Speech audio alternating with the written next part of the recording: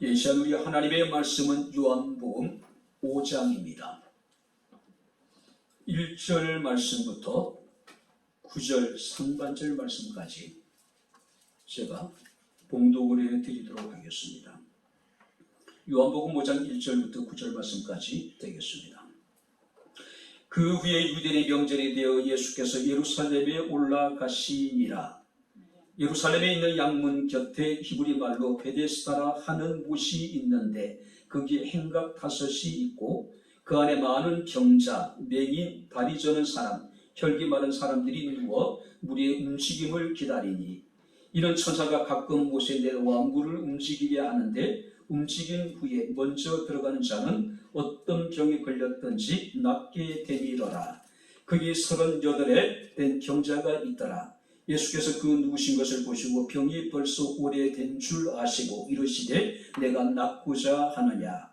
병자가 대답하되 주여 물이 움직일 때에 나를 못에 넣어주는 사람이 없어 내가 가는 동안에 다른 사람이 먼저 내려가나이다. 예수께서 이르시되 일어나 내 자리를 들고 걸어가라 하시니 그 사람이 곧 나와서 자리를 들고 걸어가니라. 아멘. 참 좋으신 아버지 하나님 은혜와 사랑을 진심으로 감사합니다. 이 시간 우리가 영과 진리로 예배하게 하시고 이 시간 주의 말씀을 청종할 수 있는 은혜를 주심을 감사를 드립니다. 말씀이 선포될 때에 우리의 마음의 문을 열어주시고 길을 열어주시고 주의 말씀을 깨달을 수 있는 지혜로운 마음을 허락하여 주옵소서. 예수님 이름으로 기도합나이다. 아멘.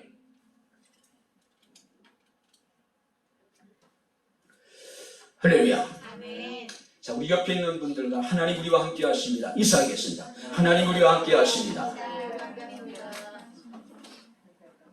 가끔 새로 오신 분들이 계시는데 우리가 이렇게 함께 인사를 나눌 때에 우리가 이제 그분들의 관심을 가지고 우리가 함께 인사를 나누는 것이 좋겠다는 생각이 들더라고요. 처음 오시는 분들 입장에서는 굉장히 뻘쭘할 것 같은 생각이 듭니다. 우리 마음을 담아서 우리가 믿음으로 우리 옆에 있는 분들에게 하나님 우리와 함께 하십니다. 기도하고 우리 함께 인사하겠습니다. 하나님 우리와 함께 하십니다. 할렐루야. 자, 우리가 1년 동안 살아가면서 우리는 굉장히 고단하고 피곤한 삶을 살아가죠. 그런 중에도 우리는 그 삶 가운데 기쁨을 누리고 즐거움을 누릴 수 있는 날들이 있습니다. 명절이죠. 과거에 우리가 명절 때에 진통경들이 벌어지게 되죠. 민족 대이동이 이루어지게 됩니다. 그러니까 수천만 명이 이제 고향에 이제 명절을 맞이해서 이렇게 이제 그 기양을 하는 그야말로 장관이죠. 열차표를 예매하기 위해서 아침에 일찍 이제 역 광장에 가가지고 줄을 서서 어떤 사람은 밤을 새우기도 하고 그리고 이제 입석을 이렇게 이제 자리를 얻지 못한 사람들은 그 8시간 이상 긴 장거리 여행을 서서 이렇게 이제 고향에 가는 그런 모습을 우리가 보게 됩니다. 굉장히 피곤하고 힘들면도 불구하고 그들은 고향 가서 사랑하는 가족들과 더불어 명절을 보낼 것에 대한 기대와 어떤 설렘 때문에 그런 힘든 조차도 그들에게서는 즐거움이죠. 지금은 그것이 아름다운 추억이 되기도 하고요. 자, 반면에 격지 생활을 하는 사람들에게 가장 고통스럽고 외로움을 느낄 때가 언제일까요? 명절을 맞이했음에도 불구하고 이런저런 일로 인해 가지고 명절에 고향을 찾지 못할 때 혼자서 그 쓸쓸하게 또 외롭게 명절을 보낼 때 아마 그런 분들의 심정이 어떠할까? 그죠?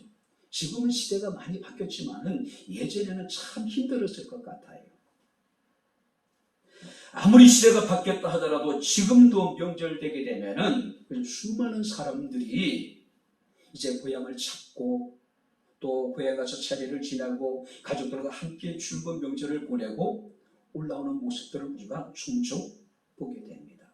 명절은 모든 사람들에게 기쁘고 즐거운 날임은 분명합니다. 그러나 일부 사람들에게서는 오히려 명절이 더 외롭고 고통스러운 날이 될 수도 있다는 사실입니다. 자, 오늘 이야기의 무대는요, 예루살렘입니다. 예루살렘은 평안이라는 뜻을 가지고 있습니다. 그 예루살렘 성에 양문이라고 하는 문이 있는데, 이 문은 하나님께 제사를 드릴 때 희생 제물로 사용되었던 양이 들어가는 문입니다. 근데 양문 곁에는 자비와 은혜의 집으로 여러분들이 불리어지는 베데스다라고 하는 연못이 있었습니다.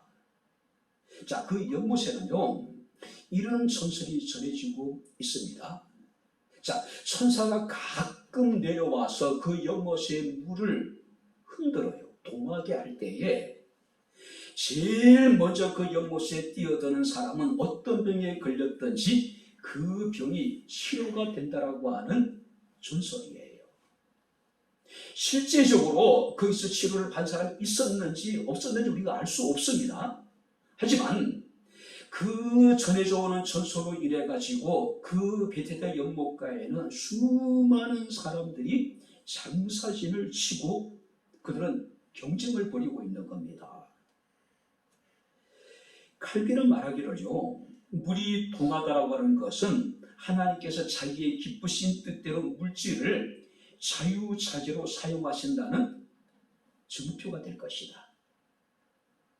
그리고 병자들이 그 병의 치료의 원인이 뭐냐면 전적으로 하나님께 있다는 것을 우리에게 교훈해주고 있다라고 이야기를 합니다. 분명히 예루살렘은 평화가 있는 것이고 베데스다는 자비와 은혜의 집이에요. 근데 실상 이 베데스다에는요, 어떤 평화나 자비나 은혜가 존재하지 않아요. 살벌한 생존 경쟁만이 그곳에 지금 펼쳐지고 있는 겁니다. 왜냐하면 1등만이 살 수 있기 때문에, 1등만이 자신의 병을 고칠 수 있기 때문에 모든 사람들은 1등이 되기 위해서 아비다툼을 벌입니다. 약육강식의 어떤 세상의 축소판이라고 이야기할 수 있을 겁니다. 한마디로 그곳은요, 평화나 자비나 은혜가 아니라 지옥 같은 곳이었어요. 혹시 여러분들이 오징어 게임이라고 하는 드라마를 보셨습니까? 오직 1등만이 생존할 수 있고 최종적인 1등만이 그 400 몇십억의 어마어마한 돈을 차지할 수 있는 거예요.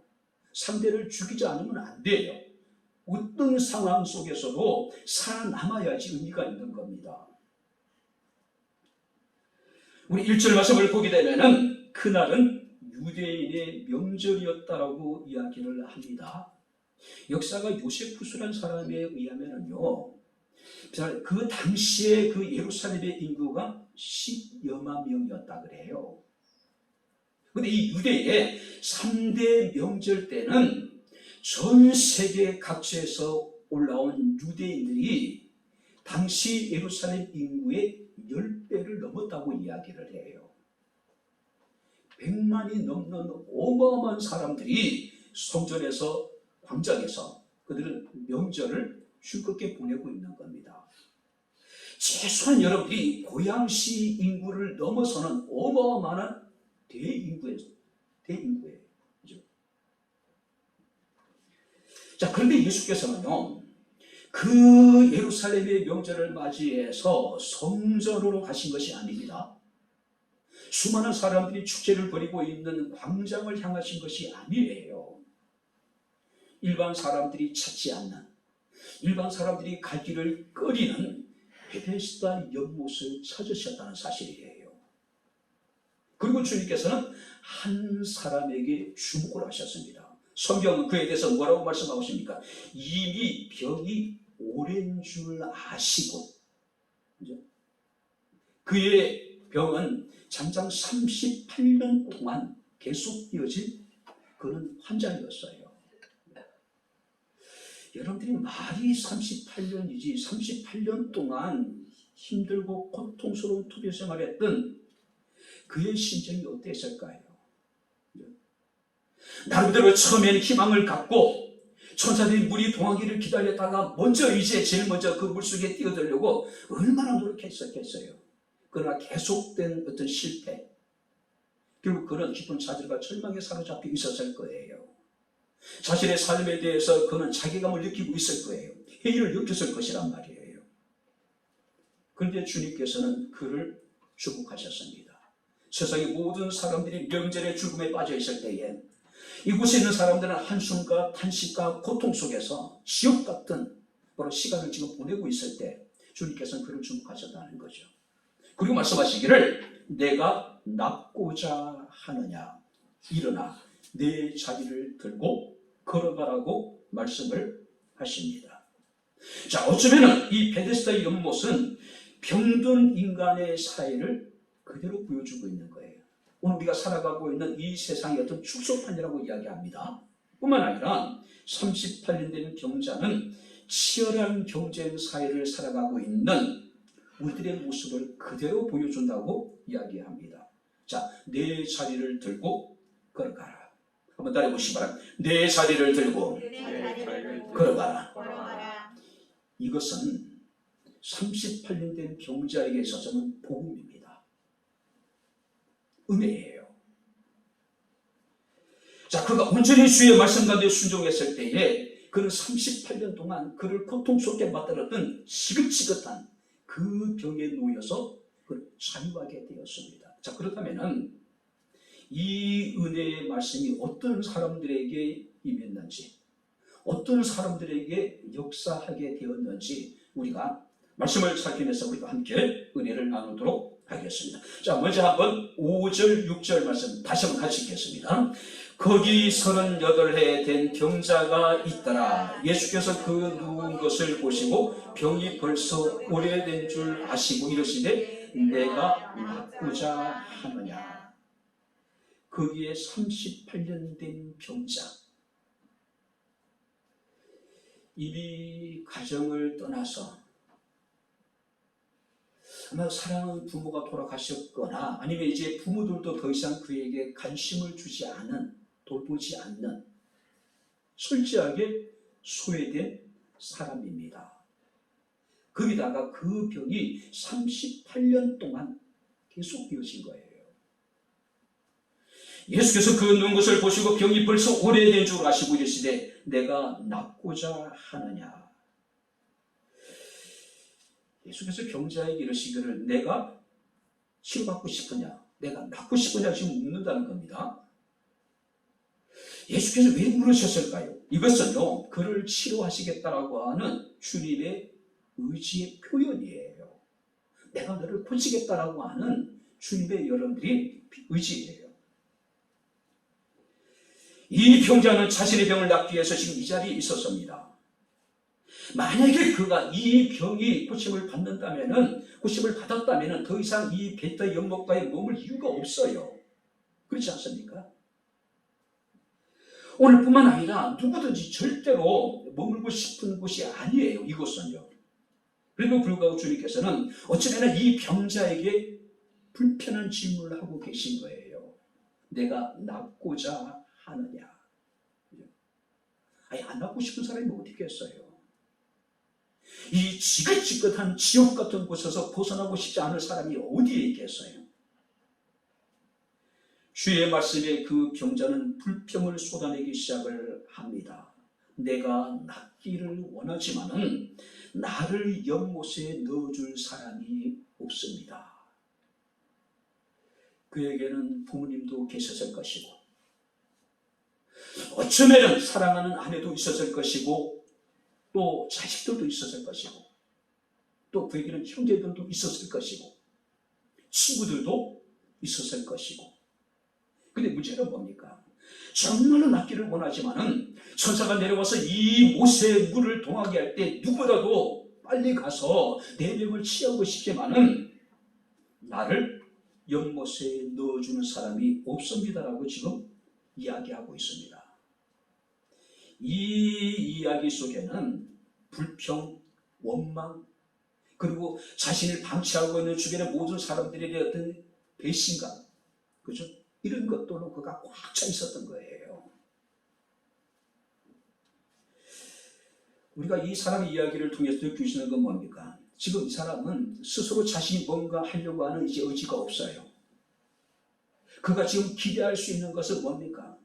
어느 순간인가 백마를 탄 기사가 나타나서 자신을 천사가 물을 동하게 할 때에 이 못에 자신을 던져주기를 원했던 거지요. 당연히 자신이 도움을 받아야 되고 당연히 사람들은 자신을 도와줘야 된다고 생각해요. 왜? 38년 동안 내가 이렇게 고통을 당했으니 이제는 누군가 나를 도와줘야 되지 않겠느냐. 지금 그렇게 이야기하고 있는 거예요. 그런데 분명한 것은 그의 병은요, 누가 도와준다고 고쳐질 수 있는 병이 아니란 사실이에요. 자, 그가 제일 먼저 연못에 뛰어든다고 해서 그 병이 나을 수 있는 병이 아니었다고 하는 사실이에요. 왜냐하면 14절에 우리가 이렇게 읽고 있습니다. 보라, 내가 나았으니 더 심한 것이 생기지 않게 다시는 죄를 범하지 말라. 무슨 얘기예요? 이 병자가 이 병이 든 원인이 뭐냐면은 사람들에게는 아마 알려지지 않는, 드러나지 않는 심각한 죄가 있었기 때문이라는 거죠.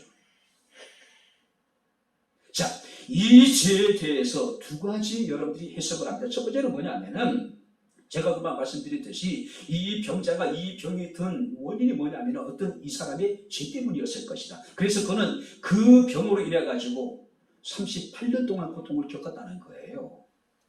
또 하나의 해석이 가능한데 그것이 뭐냐면 그가 지금 여기서 말하는 병이라고 하는 그 죄라고 하는 것은 38년 동안 그가 병이 들어서 베드스다 연못가에 머무는 동안에 그는 계속해서 어떤 죄를 지었을 것이다. 그래서 주님께서는 그를 고치고 난 다음에 뭐라고 말씀하시냐면은 다시는 죄를 범하지 말라고 이야기하고, 네가 38년 동안 네가 병으로 인해서 고통스러운 상황 속에서 아마 하나님을 원망할 수 있을 것이고 주변의 사람들에 대해서 불편하게 할 수도 있을 것이고, 그죠? 그러니까 그런 죄를 다시 짓지 말라고 그렇게 이야기했을 것이라는 거죠. 저는 개인적으로 두 가지 다 의미가 있다고 생각합니다. 그러나 지금 오늘은 첫 번째 해석을 지지합니다. 첫 번째 해석이에요. 무슨 얘기냐면은 바로 그는 38년 동안 엄청난 고통을 겪었습니다. 근데 그 병의 원인이 뭐냐면은 어떤 특수한 그의 죄로 인한 결과, 그가 그 병을 얻게 되었고, 그는 38년 동안 고통을 겪었다는 사실이에요.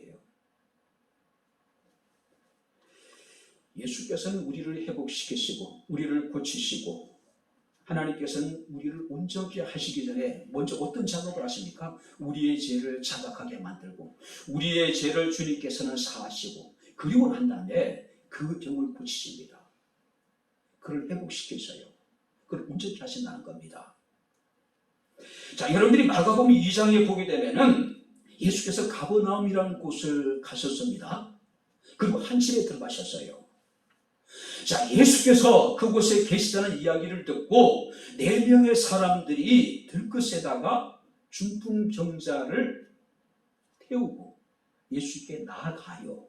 근데 성경 말씀을 보게 되면은 수많은 무리로 인하여서 정상적인 방법으로는 예수께 나아갈 수가 없었어요.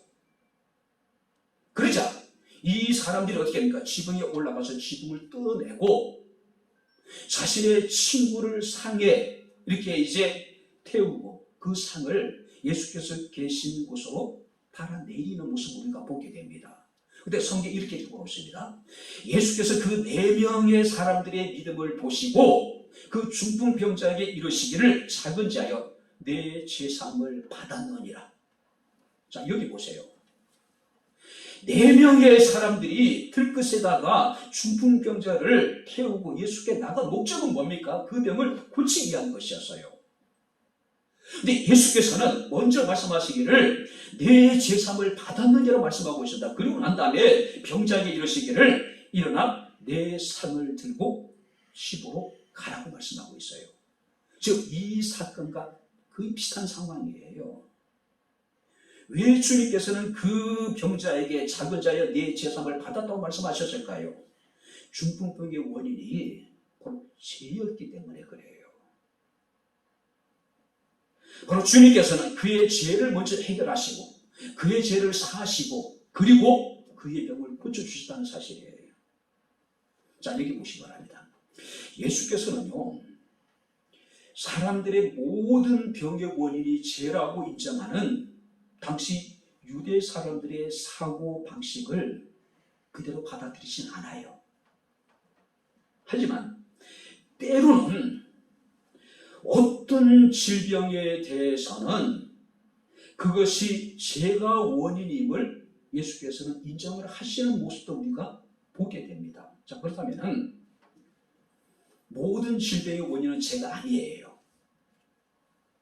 내가 식생활이 잘못됐거나 내 생활 패턴이 잘못됐기 때문에 병이 우리에게 올 수도 있습니다.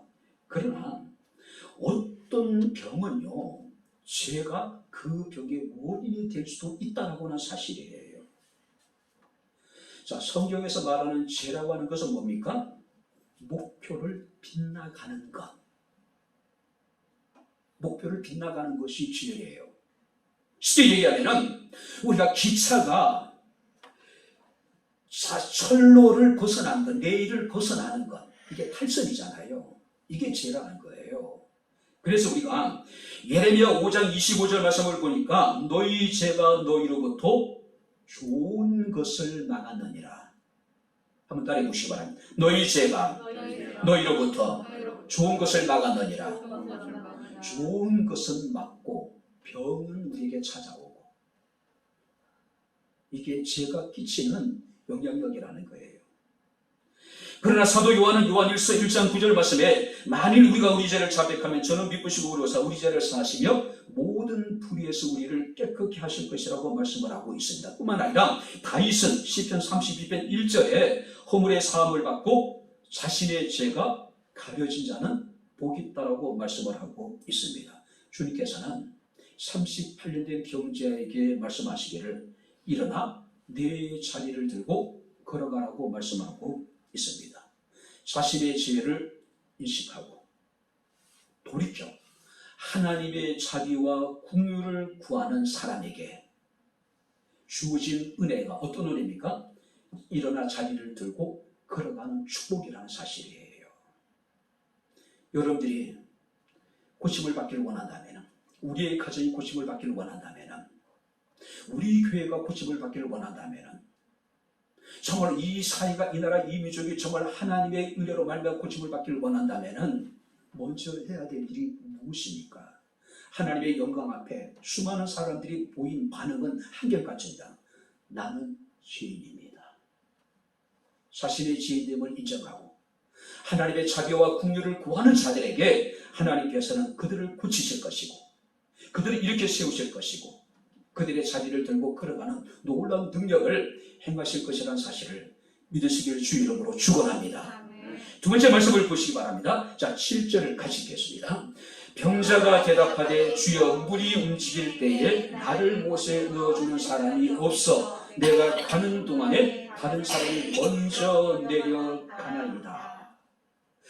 자, 메기를 어항 속에 집어넣고 어항의 가운데 투명 유리로 여러분들이 막습니다. 메기는 처음에는 투명 유리가 보이지 않죠. 쏜살같이 헤엄을 치다가 투명 유리에 머리를 박혀요. 한 번, 두 번, 세 번. 자, 그러다 보면은 메기는 어떤 생각을 가지게 되느냐 하면은 내가 이렇게 계속하다가는 내 머리통이 깨질 것 같구나. 그래서 자신의 몸이 기억하는 겁니다. 자신을 부딪히게 만든 투명 유리 가까이 가게 되면은 메기가 급히 유턴을 해요. 계속해서 이런 행동을 반복을 합니다. 그죠? 더 이상 그 어항의 그 가운데를 막고 있는 투명 유리 가까이 갈 생각을 안 해요. 자, 그쯤에 이제 투명 그 유리를 걷어냅니다. 자, 그러면 이 맥에게 어떤 일이 벌어지게 될까요? 투명 유리가 없음에도 불구하고 이 맥이는 그 안에서 헤엄을 치다가 투명 유리가 있을 것이라고 생각되는 그 부분에 이르게 되면은 급히 유턴을 해요. 더 이상 이쪽으로 넘어갈 놈들을 내지 못하는 겁니다. 사람들은 이것을 부정적인 자기 암시라고 이야기를 해요. 한 번, 두 번 실패하다 보면 어떻습니까? 사람들은 실패에 익숙해져요. 도전하려고 하지 않습니다. 그렇게 사는 것이 지혜롭다고 사람들은 여기는 거예요. 어쩌면 이 38년 된 이 병자는요, 처음에 병이 들었을 때에 가족들에 의해 가지고 이 베데스다의 연못까지 아마 왔을 거예요. 지금 어떤 생각이었을까요? 내가 반드시 1등을 해서 내 병을 고치고 내가 다시 돌아가겠다. 그러지 않았을까요? 아마 그의 부모님들, 그의 형제들, 그의 친구들도 그를 도왔을 거예요. 그를 응원했을 거예요. 그는 자기 나름대로 필살기를 개발했을 것이고 나름대로 노력을 했을 겁니다. 그런데 번번이 실패를 합니다. 조금만 노력하면 될 것 같아서, 그죠? 다음을 또 기대해 보는 겁니다. 그러나 늘 1등은 다른 사람들의 목이에요. 한 번, 두 번, 1년, 2년 시간이 지남에 따라서 그 마음속에 서서히 낙심과 절망이 자리 잡기 시작을 합니다. 더 심각한 것은요, 무엇보다도 그가 자신의 병에 적응해 가기 시작하는 거예요. 자신의 병에 익숙해져가는 상황이 벌어지기 시작하는 겁니다. 특별히 여러분이 38년 동안 그가 고통을 당한 것을 볼 때에 그의 병은 당장 죽는 그런 병은 아니었던 것 같아요. 그죠? 단지 불편했고 좀 힘들었어요. 처음에는 노력을 했는데 계속해서 반복적으로 실패하다 보니까 나중에는요, 좀 불편하긴 하지만 힘들긴 하지만은 이렇게 살아가는 나름대로 법을 배우기 시작하는 거예요. 나중에는 어떻게 됩니까? 완전히 병에 동화되어져 가요. 병에 체질화되어져 버리는 겁니다. 혹자는 이것을 병아일체라고 이야기합니다. 무슨 말이냐면 병과 내가 한잔 하나가 되어버리는 거예요. 그죠? 우리나라 사망 그 원인이 암이죠. 많은 분들이 그 얘기합니다. 암과 함께 더불어 살아가는 이야기를 해요. 암의 실체를 인정하고 암을 수용하라고까지 이야기를 하는 사람들도 있더라고요. 불가항력적인 상황이라면, 도저히 우리가 치유되기 힘든 질병이라면 그 병을 우리가 받아들이는 것도 지혜로운 방법일 수 있을 거예요. 원망하고 불평하고 자들하는 게 보다는 훨씬 나을 수 있을 거예요. 어쩌면 이 38년 된 병자도 그리하지 않았을까요? 처음에는 열심을 가지고 나름대로 노력을 했습니다. 비록 한두 번 실패했지만 다음에는 내게 기회가 찾아올 것이라고 다음을 기약하기도 했어요. 근데 1년이 지나고 10년이 지나고 20년이 지나면서 그는 서서히 어떻게 됩니까? 자신의 병이 익숙해져 가는 거예요. 자신의 병에 적응하기 시작하는 겁니다. 그러나 병과 함께 더불어 살아가는 거예요. 오늘 성경 말씀을 보니까 예수께서 그의 눈 모습만 보시고도 이미 병이 오래된 줄 아셨습니다. 근데 주께서 말씀하시기를 내가 낫고자 하느냐고 물어보신 거예요. 도대체 왜 물어보실까요? 주님께서는 그를 고치시기를 원하셨습니다. 주님께서 그를 회복시키시기를 원하셨어요. 주님께서는 그에게 당신의 능력을 통해서 그에게 은혜를 입히기를 원하셨어요. 그런데 주님께서는 먼저 그에게 낳고자 하는 열망이 있는지, 갈망이 있는지, 간절함이 있는지 그것을 지금 물어보신 거예요.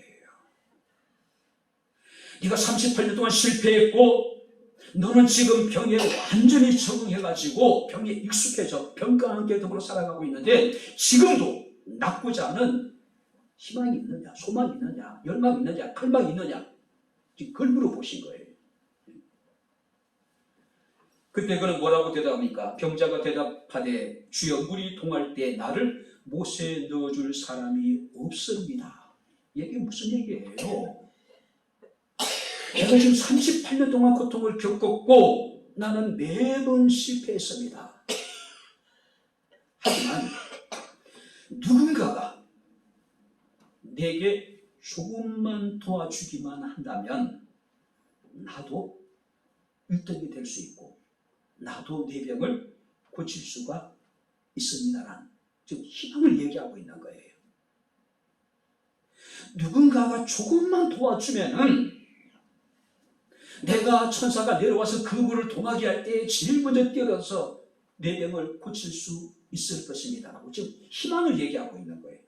그때 주님께서 말씀하시기를 일어나 내 자리를 들고 걸어가라 말씀하고 있는 거예요.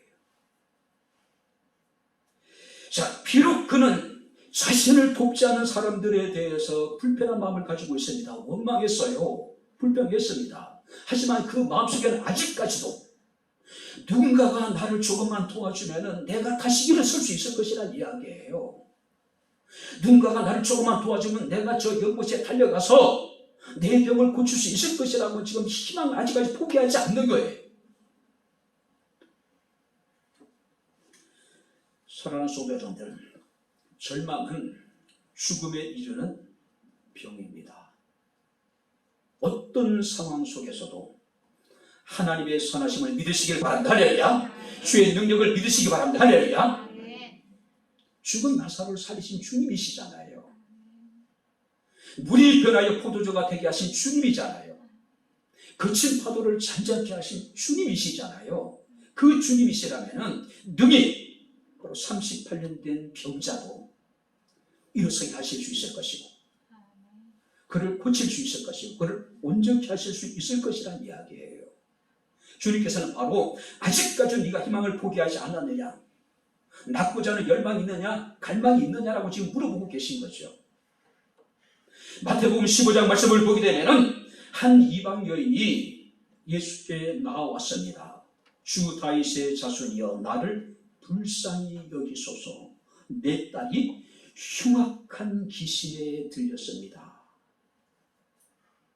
그때 주님께서 말씀하시기를 자녀들의 떡을 취하여 개들에게 던지는 것이 마땅하지 않다. 지금까지 우리가 주님의 모습을 봐왔어요. 수많은 사람들이 주님께서 행하신 일들을, 주님께서 말씀하시는 말씀을 들었어요. 그런데 이런 경우는 없었어요. 비록 바리새인들에 대해서, 위선적인 사람에 대해서 독사의 자식이라고 책망하셨지만은 자신의 자비를 구하고 주의 은혜를 구하는 사람들에게 이렇게 냉정하게 대한 적이 한 번도 없으신 분이에요. 그런데 주님께서 말씀하십니다. 자녀의 떡을 취하여 개들에게 던지는 것이 마땅하지 않다. 그죠? 여인의 입장에서는 굉장히 모멸감을 느낄 수 있는 말씀입니다. 넌 개라는 이야기예요. 어떻게 살아난 자식에게 떡을 뺏어서 개 같은 사람에게 줄 수 있겠느냐고 지금 이야기하고 있는 거예요. 그때 이 여인은 냉담한 주님의 반응에 대해서 뭐라고 말씀하십니까? 주여, 올소이다마는 개들도 주인의 상에서 떨어지는 부스러기를 먹지 않습니까? 그가 원했던 것은 흔히 우리가 말하는 부스러기 은혜예요. 내가 이방인 여인으로서 주님이 나를 개 같은 여인이라고 말씀하셨는데 맞습니다. 나는 개입니다. 하지만 개들도 주인의 상에서 떨어지는 부스러기를 먹지 않습니까? 내가 큰 은혜를 바라는 건 아닙니다. 나는 주님께서 땅에 떨어지는 부스러기 같은 그 은혜를 내가 사모하고 있습니다. 왜 주님께서 그 여인을 그렇게 냉정하게 대하셨을까요? 주님께서 이 여인에게 확인하고 싶은 것이 있었습니다. 뭐냐면은 얼마나 큰 마음의 소원을 가지고 있는지, 얼마나 온전한 믿음을 가지고 내게 구하고 있는지 주님께서는 그것을 알기를 원하신 거예요. 그리고 그 마음의 소원을 보시고 주님께서는 그 여인에게 말씀하신다. 여자여, 내 믿음이 크도다. 내 소원대로 될지어다. 할렐루야. 아멘. 그 여인의 소원이 컸고 그 여인의 그 소원을 갈망하는 그 갈망하는 마음이 주님을 감동시키신 거예요. 그래서 내 믿음이 크도다. 내 소원대로 되리라고 말씀을 하고 있습니다. 일어나 내 자리를 들고 걸어가라. 아직까지 포기하지 않고 낫고자 하는 희망을 가진 사람, 38년 전에 이 베트레 연못가에 오면서 가졌던 그 꿈을 포기하지 않는 사람, 주님께서 그런 사람들에게 이런 은혜를 베푼다는 사실을 믿으시기에 주 이름으로 축원합니다. 할렐루야. 38년 된 어쩌면은 그 꿈이, 희망이 지금 서서히 사라져가는 그런 상황이에요. 그리고 마지막 순간에 주님을 만난 거예요.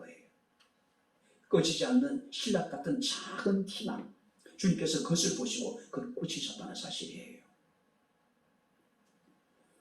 때가 이르면, 우리가 낙심하지 않으면, 때가 이르면 하나님 반드시 우리를 고치시고 우리를 회복시켜 주실 것이고 우리를 온전케 하심을 믿으시기에 주 이름으로 축원합니다. 할렐루야. 끝까지 포기하지 않는 사람. 자, 마지막 말씀입니다. 9절을 다 같이 읽겠습니다. 예수께서 이르시되 일어나 내 자리를 들고 걸어가라 하시니 그 사람이 곧 나아서 자리를 들고 걸어가니라. 예수께서 일어나 내 자리를 들고 가라. 그 속에 있는 희망의 씨앗을 본 거예요. 간절히 낫고자 하는 갈망, 38년 전에 가졌던 낫고자 하는 그 꿈, 내가 다시 나아서 집으로 돌아가고자 하는 그 꿈을 주님께서 보신 거예요. 그리고 일어나 내 자리를 들고 걸어가라 하시니 9절에 그 사람이 곧 어떻게 해요? 어떻게? 곧 나아서 자리를 들고 걸어가니라. 할렐루야. 이 병자는 지금까지 자신이 스스로 일어날 생각이 없었어요. 그죠? 누군가가 와서 자신을 도와줘야 된다고만 생각을 했어요. 그래서 자신을 돕지 않는 사람들에 대해서 불만이 있었고 원망을 했어요. 왜요?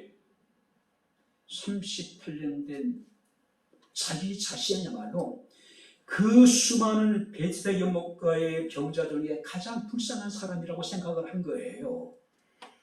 그죠? 당연히 누군가가 자신을 이제는 도와야 된다고 생각했어요. 근데 사람들이 아무도 그를 돕지 않아. 아까 말씀드렸듯이 결혼을 못해서 아내는 없고 자식은 없는지 모르지만은 그에게는 분명히 부모님도 있었을 거예요. 아마 부모님이 처음에는 자식의 뒷바라지를 하면서 아마 오랜 세월 힘들게 보냈을지도 몰라요. 근데 이제 나이가 많으셔서 돌아가셨을 수도 있을 거예요. 그죠? 아마 부모님이 살아 계셨다면은 아마 부모님들은 어떻습니까? 당시 눈을 감기 전까지는 이런 병든 자식 옆을 떠나지 못해요. 이게 부모님의 마음이잖아요. 그에게는 함께 자란 사랑하는 형제들도 있었을 거예요. 친구들도 있었을 거예요. 근데 아무도 자신을 돕지 않아요. 그래서 마음이 불편해요. 불만이에요. 원망합니다. 그죠? 여러분들이 이 병자의 불만이 이해가 되지 않습니까? 정말로 나는 38년 동안 너무나도 고통스러운 시간을 보내고 있는데, 그 영국 밖에 있는 사람들은 이제 자신을 잊어버리고 그냥 하루하루 그냥 죽게 살아가는 거예요. 만약에 부모님이 살아계시다면 부모님도 그랬을 것이고, 형제도 그랬을 것이고, 아내가 있다면 아내도 마찬가지고, 자식이든 자식도 마찬가지예요. 근데 여러분들이 김병희 효자 없죠? 자, 1년, 2년, 10년, 20년 지나면서 다 떠나버린 거예요. 아니, 떠났다기보다는 사람들이 그를 찾지 않는 거예요. 찾지 않는 거예요. 그래서 그는 물이 동할 때 나를 못에 넣어줄 사람이 없어. 이게 원망하고 있는 거죠. 내가 낫고자 하느냐? 예수께서 왜 물어보셨을까요? 바로 나를 믿느냐? 비록 여러분들이 이 베드스다 연못가에 수많은 병자들이 있었습니다. 아마 그들은 밖으로 나올 수 없었지만은 스스로 나올 수 있는 능력이 없는 사람들이에요. 보니까 다들 누워 있어요. 그들이 한 번 물이 동할 때마다 그들은 어떻게 했을까요? 다리를 끌면서 아마 달려갔을 거예요. 다리를 끌 수 없는 사람들 어떻습니까? 몸을 굴려서 그까지 걸어갔을 거예요. 그는 항상 다른 사람이 먼저 1등이에요. 자신은 늘 뒷전이에요. 자, 그런데 주님께서 말씀합니다. 내가 낫고자 하느냐 물으신 것은 내가 나를 믿느냐. 그렇죠? 나의 능력으로 내가 너를 고칠 수 있다는 것은 믿느냐라고 지금 확인하신 거예요. 확인하신 거예요. 자, 여기 보시기 바랍니다. 이 38년 된 병자는 자신이 병이 낫기 위해서는 반드시 천사가 내려와서 그 물을 동하게 할 때 베드스다 연못가에 제일 먼저 들어가야지만이 자신의 병이 고쳐질 것이라고 생각하고 있었어요. 그러나 번번이 실패해요. 그러다 보니까 이제 어쩌면은 그의 체념 단계에 왔는지도 몰라요. 실패를 거듭할수록 그는 어떤 생각이 됐을까요? 누군가가 옆에서 나를 조금만 도와주면 내가 제일 먼저 들어갈 수 있을 텐데 이제는 자신을 도와주는 사람도 없어요. 하지만 그는 이 연못을 떠날 수 없어요. 왜요? 베데스다 연못만이 유일한 그에게 희망이었습니다. 그에게는 구원이었어요. 그에게는 전부였어요. 그런데 예수께서 말씀하시기를 내가 낫고자 하느냐. 그 베드스다 연못가에 있는 사람들에게 있어서는 이건 복음이에요. 그죠? 내가 낫고자 하느냐. 예수를 주목하게 만든 거예요. 그런 말씀하시기를 그에게 아직까지 희망의 씨가 있는 것을 보시고 일어나 내 자리를 들고 걸어가라고 명하신 거예요. 베데스다 연못에 들어가지 않더라도 오늘 얼마든지 주님께서는 그들의 병을 고칠 수 있으신 분이시라는 것을 주님께서는 지금 말씀하고 있는 거예요. 그것을 지금 사람들에게 증거하고 있는 거예요. 사랑하는 성도 여러분들, 어찌는 우리도 이 38년 된 병자와 같은 생각과 사고 방식에 우리가 물들어 있을지 몰라요. 그죠? 자, 그렇기 때문에 많은 사람들은 자기 생각과 자신의 어떤 사고 방식에 젖어서 예수님에게도 그 수준에서 뭔가 내게 해주길 원하는 거예요.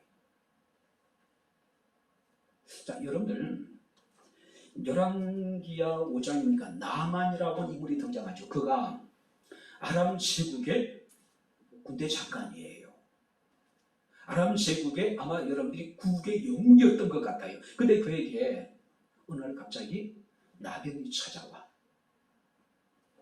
그래서 이스라엘에 선지자가 있다는 이야기를 듣고 예물을 준비해서 왕의 신설을 가지고 엘사 선지자를 찾아옵니다. 그죠? 자, 그는 엘리사 선지자를 찾아오면서 어떤 생각을 했을까 하면은, 내가 이제 엘리사에게 가면은 엘리사가 내게로 달려와서 내 앞에 서서 자기의 하나님 여호와 이름을 부르고 그 손을 내 부위에 흔들어서 내 병을 고쳐줄 것이라고 생각을 했어요. 근데 엘리야는 코빼기도 안 보여. 그리고 종을 보내서 이르기를 요단강에 가서 7번 몸을 잠그라고 하는 이야기만 전해줘요. 그때 그가 뭐라고 합니까? 내 생각에는 엘리야가 이런 방법으로 내 병을 고칠 거라고 생각을 했는데, 자신의 생각과 자신의 기대와 전혀 다르게 지금 상황이 전개되고 있는 거예요. 남의 생각은 그랬지만은 엘리야는 요단에 가서 7번 몸을 담그라는 거예요. 그의 생각과 선지자의 생각이, 그의 생각과 하나님의 생각이 달랐다는 이야기예요. 중요한 건 뭡니까? 다르기 때문에 순종하는 겁니다. 할렐루야. 우리 성경에 우리가 여러분들이 이사야 말씀을 보게 되면 하나님의 생각이 내 생각과 다르다고 얘기합니다. 내 길과 하나님의 길이 다르다고 이야기를 해요. 하늘이 땅보다 높음 같이 하나님의 길이 내 길보다 높으며 하나님의 생각이 내 생각보다 높다. 그래서 인정을 해야 돼. 그리고 순종하는 겁니다. 우리가 8절 말씀을 보시기 바랍니다. 예수께서 이르시되 일어나 내 자리를 들고 걸어가라 말씀하고 있습니다. 3가지 동사가 사용됩니다. 일어나라, 자리를 들어라, 그 다음에 걸어가라. 그리고 그가 여기 보세요. 순서 그대로, 말씀하신 그대로 순종해요. 일어났습니다. 자리를 들었습니다. 그리고 걸어가요. 순종이 뭡니까? 하나님 은혜는 어떤 사람들에게 임합니까? 말씀하신 대로 그대로 순종하는 사람. 할렐루야. 순서가 바뀌지 않았어요. 말씀하신 그대로예요. 자신이 베드사 연못가에 들어가야지 자신의 병이 나을 거라고 생각했는데, 주님께서는 일어나라, 자리를 들어라, 그리고 걸어가라고 말씀하시니 그 순간 이 사람의 눈이 번쩍 뜨인 거예요. 자신이 생각하고 있는 방식이 아니라, 자신이 원하는 방법이 아니라 다른 방법으로 예수님이 자신을 고칠 수 있다고 하는 확신을 가지게 되는 거죠. 그래서 성경 말씀이니까 곧 바로 일어나 자리를 들고 걸어갔더니 이미 그가 깨끗하게 남을 입었다는 사실이에요. 우리가 사도행전 3장 말씀을 보게 되면 성전 유문의 안진병이가 베드로와 요한에게 뭔가 얻을까 하여 그를 주목했습니다. 그때 베드로와 요한이 응가금은 내게 없거니와 내게 있는 것으로 내게 주느니 곧 나사렛 예수 그리스도 이름으로 일어나 걸어라 했더니 그가 바로 일어나요. 걷기도 하고 뛰기도 하며 하나님을 찬양했습니다. 그런 기적이 벌어진 거예요.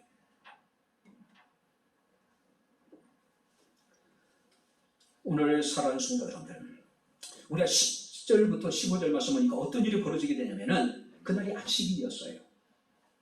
자, 유대인들은 안식일 날 물건을 들고 걸어다니면 안 돼요. 그죠? 근데 이 사람이 안식일 날 자신의 그 상을 들고 걸어가니까 바리새인들이 시비를 걸어요. 그죠? 안식일을 어겼다라고 지금 책망을 하고 있는 겁니다. 그때 이 사람이 바리새인들에게 뭐라고 얘기냐면은 11절을 우리 같이 읽어볼까요? 11절 같이 읽겠습니다. 대답하되 나를 낫게 한 그가 자기를 들고 걸어가라 하더라. 무슨 얘기예요? 내가 가만히 있는데 예수란 분이 와서 내게 이러시기를 일어나서 내 자리를 들고 걸어가라고 해서 난 했을 뿐이다. 나는 그가 시킨 대로 했을 뿐이다. 그게 믿음이에요. 난 38년 동안 한 번도 일어나 본 적이 없었습니다. 근데 어느 날 예수께서 찾아오셔서 내게 일어나서 내 자리를 들고 걸어가라 해서 난 시키대로 했을 뿐입니다. 근데 내가 뭘 잘못했냐고 지금 얘기하고 있는 거예요. 이게 믿음입니다. 할렐루야. 이게 순종이에요. 난 시키대로 했을 뿐입니다. 난 그가 말씀하신 대로 명령하신 대로 난 순종했을 뿐입니다. 이게 믿음이에요. 여러분들이 가나 혼인잔치에 포도주가 떨어졌습니다. 마리아가 예수께 포도주가 떨어졌다는 사실을 알리죠. 근데 예수께서 뭐라고 말씀하십니까? 여자야 나와 무슨 상관이 있습니까? 내 때가 아직 이르지 않았다고 얘기를 해요. 그때 마리아가 그 집의 종들에게 뭐라고 얘기합니까? 그가 무엇이라 말씀하시든지 한번 따라해 보시면 그대로 하라. 그대로 종들이 했더니 물이 변하여 새 상품의 포도주가 되는 기적이 일어났습니다. 그대로 했다. 이 중풍병자가 지금 바리새인들에게 얘기를 하잖아요. 나를 낫게 한 그가 내게 말한 대로 내가 그대로 했을 뿐이다. 이게 믿음이에요. 이게 믿음. 자신의 생각, 자신의 방식, 자신의 경험, 자신의 지식 다 포기하는 거예요. 그냥 그대로. 무디라고 하는 분은 이런 얘기를 합니다. 그대 자신을 믿어보라. 그대는 실망할 때가 있을 것이다. 친구를 믿어보라. 어느 날 그들은 죽거나 그렇지 않으면 그대와 헤어질 것이다. 그대의 명성을 믿어보라. 어느 때 해방하는 혀가 그것을 뒤집어 엎을 것이다. 그러나 그리스도를 믿어보라. 그대는 현세와 내세에 후회함이 없을 것이다. 그리스도를 믿으면 현세와 내세에 후회함이 없을 것이다. 할렐루야. 할렐루야. 믿어보라는 이야기예요. 믿고 그가 순종했더니 이미 그가 행동하기 전에 그 마음속으로 믿는 그 순간에 어떤 일이 벌어집니까? 그가 나았어요. 그리고 일어났어요. 자리를 들었습니다. 그리고 걸어간 거예요. 자, 이게 보세요. 그가 일어나서 걸을 때 나은 것이 아니라 그가 예수의 말씀을 듣고 마음으로 믿는 순간에 그가 일어나기 전에 이미 그가 나았어요. 고침을 받았다는 사실이에요. 이제 말씀을 마칩니다. 우리는 치열한 경쟁 사회를 우리는 살아가고 있습니다. 딱히 우리를 도와줄 만한 사람도 없을 것 같기도 하고 나를 돌보지 않는 사람들에 대해 불평과 원망한 마음이 사실 있을 수밖에 없겠지요. 그런 사이 자신은 모르는 사이에 우리 몸이 병들어가기도 하고 우리의 마음이 병들어가기도 하고 우리의 영혼이 병들어가기도 합니다. 누가 우리의 병을, 누가 우리의 마음의 병을, 누가 우리의 영혼의 병을 고쳐주실 수 있겠느냐는 이야기예요. 주님께서 말씀하십니다. 낫고자 하느냐? 일어나 자리를 들고 걸어가라고 말씀을 하고 있습니다. 필립 브룩스라는 사람은 복음은 변화시키는 힘이라고 하는 글에서 이런 이야기를 합니다. 쉬운 인생을 구하지 말라. 더 강해지기를 기도하라. 너희의 능력에 맞는 일을 구하지 말라. 너희가 맡은 일에 맞는 능력을 구하라. 그러면 너희가 하는 일에는 기적이 없을지 모르지만 너희들이 기적이 될 것이다. 자, 여기 보세요. 이제 마치겠습니다. 더 강해지기를 위해서 기도하고 내게 맞는 일을 구하기보다는 내게 맡겨진 일에 맞는 능력을 하나님께 구하고 그리하면은 너희가 하는 일에 기적은 일어나지 않을지 모르지만 따라해보시기 바랍니다. 너희가 기적이 될 것이다. 우리가 우리 죄를 회개하고 돌이켜 하나님 은혜를 구하고 우리 어떤 상황 속에도 끝까지 포기하지 않고 주의 말씀에 순종할 때 우리는 하나님의 기적이 됩니다. 할렐루야. 일어나서 자리를 들고 걸어가는 기적이 나타나게 될 겁니다. 하나님의 기적이 되는 사람, 우리 백경목에 살아오는 모든 성도들이 될 수 있기를 주님 이름으로 축원합니다. 기도하겠습니다. 주오신 아버지 하나님 은혜와 사랑을 진심으로 감사합니다. 내가 낫고자 하느냐 일어나 내 자리를 들고 걸어가라 말씀하신 주의 음성이 오늘도 우리에게 들려지게 하옵소서. 우리 자신을 돌아보아 우리의 죄를 돌이켜 회개하며 하나님의 은혜와 자비를 구하게 하시고 어떤 상황 속에도 포기하지 아니하며 오직 주의 말씀에 순종함으로 하나님의 기적이 되게 하옵소서. 예수님 이름으로 기도하옵나이다. 아멘. 이제는 우리 주 예수 그리스도의 은혜와 하나님의 크신 사랑과 성령님의 교통 교제의 제 충만 역사 인도하시니 살아계신 하나님을 영과 진리로 예배하며 하나님의 기적되기를 원하는 주의 사랑하는 모든 성도들 머리머리 위에 저들의 가정과 직장과 사업장과 이 교회와 이 나라 이 민족 위에 지금부터 영원토록 함께 있을지어다. 아멘.